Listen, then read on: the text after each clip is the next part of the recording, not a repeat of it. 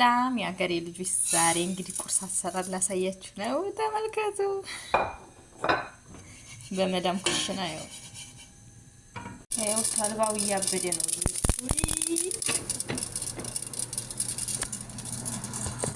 እዚህ ጋር ደግሞ ጨው እንጨምራለን፣ ትንሽዬ ጨው። ከዛ ውሃ እንጨምራለን፣ እናቀላቅለዋለን ማለት ነው። እንደዚህ አድርገን እዚህ ጋር የተቆላውን ተልባ እንፈጫለን ማለት ነው።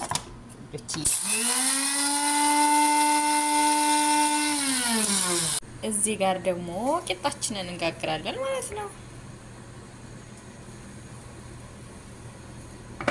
ወፈር ቢልም ችግር የለውም።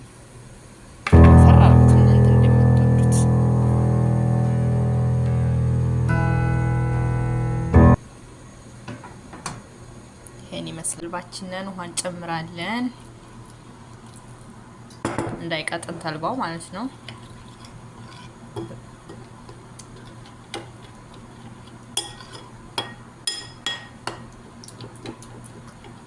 ትንሽ ቀጠን ብሏል።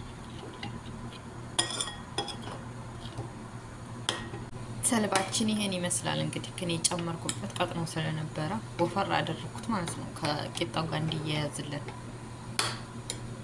አሁን የሰራነውን ተልባ